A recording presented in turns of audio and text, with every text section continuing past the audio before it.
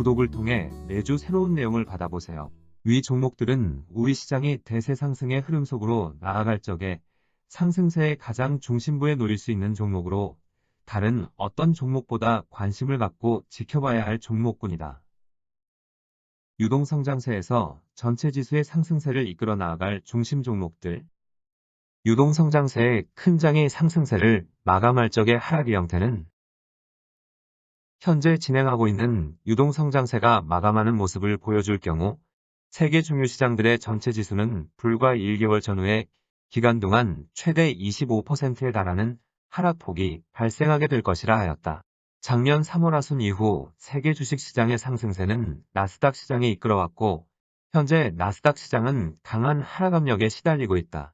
지난 2월 중순 나스닥 시장은 14,175포인트까지 상승세가 이어졌지만 추세적인 상승의 한계에 봉착하여 이후 큰 폭으로 밀려나면서 나스닥 시장은 고점에서 12.5%의 하락폭이 발생하였다. 나스닥 시장의 고점에서 12%를 넘어서는 하락 과정이 나타나는 동안 다우지수는 역사적인 최고점을 넘어서는 모습을 보여주었다. 그리고 유럽 시장을 대표하는 독일 시장 또한 이 시기 최고점을 넘어서는 모습을 보여주고 있다. 작년 9월 초순에도 나스닥 시장은 12,000포인트를 살짝 넘어서고 난 다음에도 추세적인 한계에 봉착하여 제법 강한 하락 압력에 직면한 적이 있었다. 당시 나스닥 시장은 최고점에서 15에서 20%에 달하는 하락 압력이 작용하였는데 실제 하락폭은 13% 수준에 그쳤다.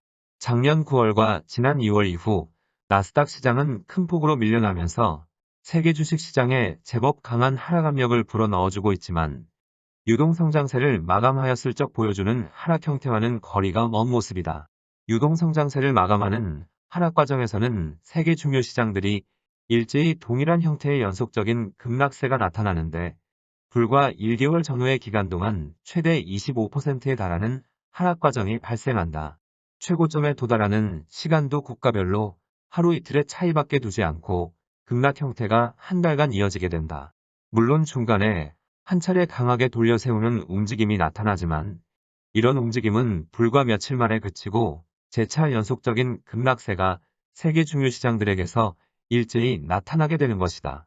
그리고 이런 하락 과정에서 하락세를 주도한 종목은 유동성장세의 본격적인 상승 과정과 정점으로 향해 나아가는 상승 과정을 주도한 종목들이다. 이들 종목은 유동성장세를 마감할 적에 1개월 전후의 기간 동안 대부분 종목에게서 40% 전후에 달하는 하락폭이 발생한다. 시장이 상승세를 멈추고 현재와 같은 조정 국면에 들어가면 조정 기간과 폭이 깊어지면 불안감이 커질 수 있다. 현재 시장에 작용하고 있는 하락 압력은 강력한 유동성장세를 만들어낼 준비 과정을 모두 끝내고 본격적인 상승 과정으로 나아가기 전에 겪게 되는 일반적인 조정 과정에 속한다. 현재 나스닥 시장에 작용하고 있는 하락 압력이 해소되는 모습을 보여줄 경우 본격적인 상승 과정으로 나아가고자 하는 상승 기운에 의해 강하게 밀어붙이는 상승 시도가 나타나게 될 것이다. 이 과정으로 나아가는 데 있어 진통이 이어지고 다소 시간은 걸려도 시장 흐름에는 문제가 없는 만큼 잘 이겨내야만 하겠다. 유동성장세의 본격적인 상승 과정을 주도할 금융주와 자동차 관련주.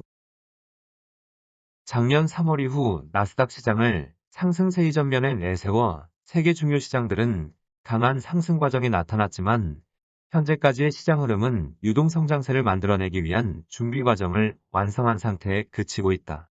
유동성장세의 큰 장은 준비 과정과 본격적인 상승 과정, 그리고 정점으로 향해 나아가는 3단계 상승 과정을 통하여 정점에 도달하게 된다. 그리고 이후 앞에서 설명드린 형태로 상승세를 마감하는 하락 과정이 나타나게 되어 있다. 현재 세계 중요 시장들은 탄탄한 모습으로 준비 과정을 완성한 상태라 특별한 경우가 발생하지 않는 한 본격적인 상승 과정으로 나아가게 될 것이다. 작년 3월 하순 이후 세계 주식 시장은 나스닥 시장이 전면에 나서 상승세를 이끌어왔고 이 과정에 무리한 행보를 보여준 나스닥 시장은 작년 9월에 이어 최근 또다시 추세적인 상승의 한계를 드러내고 있다. 현재 작용하고 있는 하락 압력을 해소하고 앞서의 최고점인 14,175포인트를 일시적으로 넘어선다고 하여도 나스닥 시장은 또다시 추세적인 한계를 드러낼 가능성이 높다. 이 경우 나스닥 시장에서는 보다 강한 새로운 하락 압력이 작용할 가능성이 높아 장기 조정 국면에 진입할 가능성이 높은데 나스닥 시장을 전면에 내세워 본격적인 상승 과정으로 나아가는 것은 현실적으로 어렵다. 세계 주식시장이 본격적인 상승 과정으로 나아가기 위해서는 지금까지 나스닥 시장이 맡고 있었던 역할을 대신할 수 있는 시장이 필요하다. 이런 역할을 대신할 수 있는 가장 적합한 시장은 중국의 상해종합지수라고 오래전부터 말씀드려왔다.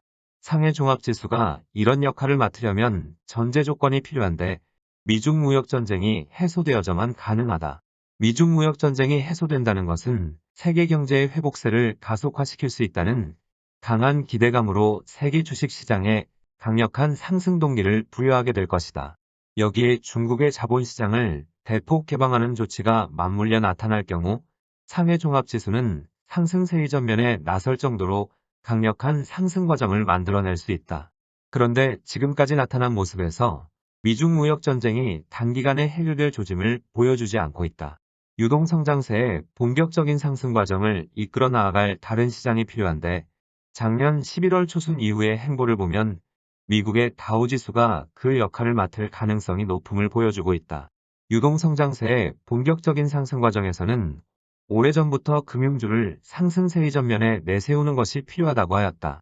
현재 진행하고 있는 유동성장세가 경기 회복에보다 큰 힘을 실어주는 것을 목적으로 하고 있어 금융주를 상승세의 전면에 내세워야만 가장 큰 효과를 볼 수 있기 때문이다. 금융주의 경우 집단적인 성향이 가장 강한 종목군에 속한다. 또한 해당 종목군이 추세적인 상승 과정으로 나아갈 경우 시장 전반으로 상승세가 확산되는 경향이 있다. 이 과정에 경기 회복에 필요한 유효 수요를 충분히 창출할 뿐 아니라 간접 시장으로 부동자금의 유입을 가속화시키는 역할을 한다. 최근 수개월 동안 강력한 매도 세력으로 자리 잡고 있는 기관 투자자들을 강력한 매수 세력으로 전환시키는데 중요한 역할을 하게 된다. 세계 경제의 회복세를 가속화시킬 뿐 아니라 시장 흐름이 장기 추세적인 상승 과정으로 전환되는 데 필요한 기관 투자자들이 구조적인 매수 세력으로 자리매김을 하는 데 있어 금융주가 중요한 역할을 하게 되는 것이다. 작년 11월 초순 이후 미국 시장 내부에서는 금융주를 상승세의 전면에 내세우려는 움직임이 보다 구체적으로 나타나고 있다. 골드만삭스를 중심으로 하는 미국의 대형 금융주가 시장 이중심부에 진입하여 추세적인 상승 과정으로 나아가려고 하는 움직임을 보여주고 있는 것이다. 여기에 일본과 유럽의 대형 금융주도 조금씩 세를 갖추어 나아가려는 모습을 보여주고 있다. 우리 시장의 경우 최근 미국과 일본의 금융주가 보여주고 있는 행보에 비하면 부족한 행보를 보여주고 있다. 하지만 우리 시장은 이들 시장과 달리 언제든 금융주를 상승 구도의 한 축으로 자리를 잡게 할 수 있을 정도의 준비를 이미 갖춘 상태라 우리 시장의 금융주가 미국과 유럽 시장에 비하여 뒤처진 행보라 할 수는 없다. 상승 구도의 한 축으로 자리를 잡게 하려면 해당 흐름을 이끌어 나아가는 종목이 우선 주변 종목에 대한 강한 지배력을 확보하는 것이 필요하다. 미국의 대형 금융주는 최근 이런 모습을 갖추었지만 우리 시장은 오래전 이런 준비를 갖춘 상태이다. 세계 주식시장이 본격적인 상승 과정으로 나아가는 것에 맞추어 우리 시장의 금융주도 상승 구도의 한 축으로 자리를 잡을 수 있는 모습을 갖추고 있는 것이다. 그리고 본격적인 상승 과정으로 나아갈 적에 경기 관련주도 상승 구도의 한 축으로 역할을 제대로 할 가능성이 높은데 현재까지 나타난 모습에서 IT 종목군보다는 현대자동차를 중심으로 하는 자동차 관련주가 그 역할을 맡을 가능성이 높다. 미국의 GM과 포드 그리고 독일의 폭스바겐, 일본의 토요타 등 자동차 관련주 또한 금융주와 함께 상승세를 주도할 가능성이 높아 현재 고점에서 하락폭이 깊은 현대자동차를 중심으로 하는 자동차 관련주에도 큰 관심을 가져야 하겠다. 포트 변경의 필요성에 대하여 포트 변경의 필요성은 작년 3월 초순 연속적인 급락세가 발생할 적 처음으로 언급을 드리고 난 후 이번이 두 번째다. 현재 진행하고 있는 조정 국면이 끝나면 본격적인 상승 과정으로 나아가게 될 것인데 시장 흐름에 맞는 포트 구성을 갖추어야만 제대로 된 투자 수익을 얻을 수 있기 때문이다. 향후 발생하게 될 본격적인 상승 과정에서는 금융주와 자동차 관련주가 상승세를 주도하는 모습을 보여줄 가능성이 높아 가급적 이런 흐름에 맞는 포트 구성이 필요하다.